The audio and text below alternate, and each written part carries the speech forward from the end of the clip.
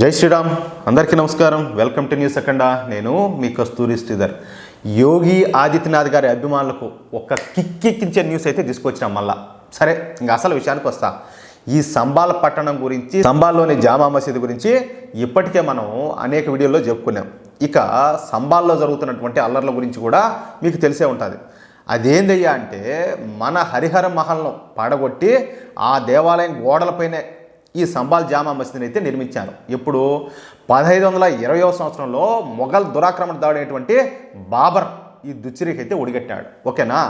సరే, ఇక ఈ విషయం పైన మన హిందూ సంఘాలు ఈ సంబాల్ జిల్లా కోర్టుకు వెళ్ళడంతో సంబాల్ జిల్లా కోర్టు సంబాల్ జామా మసీదులో ఆర్కియాలజీ సర్వే చేపట్టాలని చెప్పి సాధించింది. నిజానికి ఈ తీర్పు వెలువడిన తర్వాత ఆర్కియాలజీ అధికారులు 10 రోజుల క్రితం ఈ సంబాల్ జామా మసీదులు అయితే సర్వేలు అయితే చేపట్టారు. సరే, ఇప్పుడు ఈ విషయం ఏకంగా సుప్రీంకోర్టు కూడా పోయినదిలే. కానీ అప్పుడు ఏ రాడికల్ కానీ ఏ జిహాదీ కానీ అడ్డు చెప్పలా. కానీ మొన్న 3 రోజుల కిందట మరలా ఈ ఆర్కియాలజీ సర్వే చేపట్టడానికి అధికారులు వచ్చినప్పుడు పెద్ద ఎత్తున ఈ జాంబిగాళ్ళంతా ఈ రాళ్ళదాడులు చేయడం, ఈ నాటు తుపాకులతో కాల్పులు జరపడం, పెట్రోల్ బాంబులు ఇసరడం, ఈ వాహనాలన్నింటినీ కూడా తగలబెట్టడం, ఈ సీసీటీవీలన్నింటినీ ధ్వంసం చేయడం, ఇలాంటి పోరంబోక పనులని చాలా చేశారు వీళ్ళు. ఎందుకంటే వీళ్ళ ఆలోచనలు, వీళ్ళ కల్చరు, వీళ్ళ బతుకు ఆ మారి ఉంటుంది. ఇదంతా కూడా నేను గతంలో ఒక వీడియోలో చెప్పిన.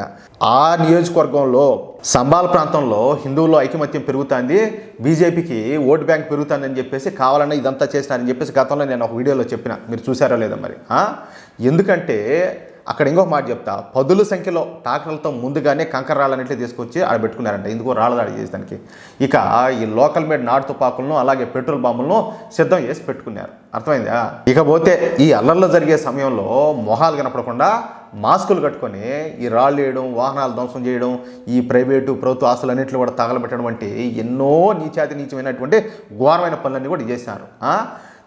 వీళ్ళు యాడ సీసీటీవీలో యాడ కనపడతారని చెప్పేసి, సీసీ కెమెరాలు కనపడతారని చెప్పేసి వాటిలన్నింటినీ కూడా ధ్వంసం చేశారు. అంటే ఇదంతా కూడా పక్కాగా ముందుగానే ప్రీ ప్లాన్గానే చేశారు.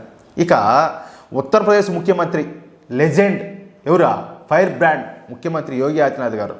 మరి యోగి ఆదిత్యనాథ్ గారు ఇలాంటి ఘటనలు జరిగితే ఆయన ఊరుకుంటాడా? తొక్కి తట్టే కసు వెళ్ళొచ్చాది ఆ మారి చేస్తాడు. అస్సలు ఏమాత్రం కూడా ఊరుకోడు. అందుకే యోగి ఆదిత్యనాథ్ గారు అయితే వేట అయితే మొదలుపెట్టినారు.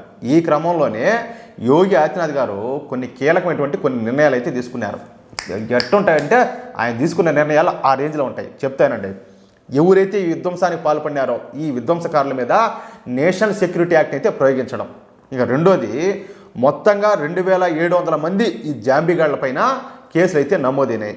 ఈ 2007 మందిని వీళ్ళని పెట్టడానికి తాత్కాలికంగా ఒక ప్రత్యేకమైనటువంటి ఒక జైలును కూడా ఏర్పాటు చేశాను. ఏది ఇమ్మీడియట్లీ. మూడోది వచ్చేసి, ఈ వాహనాలను ధ్వంసం చేసి ఈ ప్రభుత్వానికి సంబంధించిన ఈ ప్రైవేట్ ఆస్తులను ఎవరైతే తగలబెట్టినారో ఈ జాంబిగాళ్ళ నుంచే ఆ నష్టపరిహారాన్ని మొత్తం కూడా వసూలు చేస్తారు. ఇంకా 4వ పాయింట్ వచ్చేసి, ఈ సంబాల్ అల్లర్లలో కీలక పాత్ర పోషించినటువంటి ఈ జాంబిగాళ్ళ నాయకులు ఉంటారు కదా, వాళ్ళ ఇళ్లను వచ్చేసి బుల్డోజర్లతో కూల్చేయడం. ఇప్పుడు ఇంకొకరు ఏదో రెచ్చగొడితేనే కదా వీళ్ళు వచ్చారు. అసలు ఈడ పాత్రదారులు కాదు, సూత్రధారులు ఉంటారు. అసలు క్రియేట్ చేసిన వాళ్ళు వాళ్ళ ఇళ్లనైతే బుల్డోజర్లతో కూల్చేయడం. ఇక 5వ పాయింట్ వచ్చేసి, ఈ రాళ్ల దాడుల్లో కీలక పాత్ర పోషించినటువంటి ఈ జాంబిగాళ్ళు ఈ రాడికల్స్ ఫోటోలను పెద్ద పెద్ద ఫ్లెక్సీలు కట్టి ఈ సంబాల ప్రాంతంలో డిస్ప్లే చేయడం. ఎందుకంటే మామూలుగా మా చుట్టూ కూడా చాలామంది ఉంటారు, వాళ్ళ మనసులో ఉండే ఫీలింగ్స్ వేరు ఉంటాయి, బయటికి డ్రామాలు చేస్తూ ఉంటారు. కానీ ఇప్పుడు ఈడ ఏం జరుగుతుంది అంటే, వీళ్ళ బతుకు బస్టాండ్ చేసినట్టు వీళ్ళ అసలు స్వరూపం, నిజ స్వరూపం బయట పెట్టినట్టు, ఓరే స్వామి వీడు ఒక జాంబిగాడరా, వీడు హిందువులంటే పడదు, వీడు ఒక మతోన్మాది అని చెప్పేసి వీళ్ళ ఫోటోలను పెద్ద పెద్ద ఫ్లెక్సీలు వేసి ఆడాడ పెడతారు. ఏది ఆ ఏరియా మొత్తం. అంటే వీడు ఒక ఊరకుక్క అనేది ఆ ఏరియాలో ఉండే వాళ్ళందరికీ తెలియాలా అన్నట్టు. ఇకపోతే ఈ అల్లర్లకు కారణమైనటువంటి వాళ్ళను పట్టించిన వాళ్లకు 10 లక్షలకు పైగా రివార్డు ప్రకటించడం. ఈ విధంగా యోగి ఆదిత్యనాథ్ గారు మొత్తంగా ఒక 10 నిర్ణయాలు అయితే తీసుకున్నారు. ఇంకా అల్లర్లు చల్లబడక ముందే యోగి ఆదిత్యనాథ్ గారు వేట అయితే మొదలుపెట్టారు. మనకు వస్తున్నటువంటి సమాచారం మేరకు ఇప్పటి వరకు 2700 మంది పైన కేసులు నమోదు చేస్తే వాళ్ళని ఇప్పటికే ఈ 2700 మందిలో ఇప్పటికే 10ల సంఖ్యలో కొంతమందిని అరెస్ట్ చేసినట్టు కూడా తెలుస్తుంది. ఇంకో వారం రోజుల్లో మొత్తం ఈ 2700 మందిని కూడా పట్టుకుంటామని చెప్పేసి యూపీ పోలీసులు అయితే తెలియజేశారు. నేను ఒక మాట చెప్తా, యూపీ పోలీసులు చెప్పినారంటే అది వాళ్ళు చేసి చూపించారు. ఎందుకంటే వాళ్ళ కమిట్మెంట్ ఆ విధంగా ఉంటుంది. వాళ్ళ వెనకుండి నడిపించేటటువంటి యోగి ఆదిత్యనాథ్ గారి నాయకత్వం ఆ రేంజ్లో ఉంటుంది. అవునా కాదా? అది మ్యాటర్. మొత్తానికి ఎవడైతే ఆడ తోక జాడిచ్చాడో తోక కాదు తల ఎత్తుతారు. అట్టుంటుంది యోగి గారితో పెట్టుకుంటే, మామూలుగా ఉండదు. తమాషా చేసినా కూడా ఏంది కథలైందండిలే. ఇప్పుడు దౌర్జన్యం చేయలే కదా కబ్జాలు చేసినట్టు. ఇప్పుడు ఒక బోర్డు పోయి ఈ స్థలం మాది, నేను ఈ గుడి మాది, ఈ ఊరు మాది అని చెప్పేసి కబ్జాలు చేస్తుంది. ఆ మాదిరి వీళ్ళు పోయి కబ్జాలు చేయలే కదా, వీళ్ళు న్యాయపరంగానే పోరాడుతున్నారు. దాని మీద కూడా రాళ్ళు దాడులు చేసి దాని మీద కూడా మీ కాదు మదం చూపిస్తే అది ఏం ఊరుకోవాలా అనిలే. ఏంది మదం ఏంది, అహంకారం ఏంది, కండకావరం ఏంది అది? మీరు పాకిస్తాన్లో ఉన్నాం అనుకుంటారా, లేకపోతే ఇండియాలో ఉన్నాం అనుకుంటారా, ఏడున్నాం అనుకుంటారా? మీరు ఏడు నుంచి వచ్చింది ధైర్యము? కథలు నడసవు. నయా భారత్ ఇది, అది గుర్తుపెట్టుకోవాలి ప్రతి ఒక్కరు కూడా.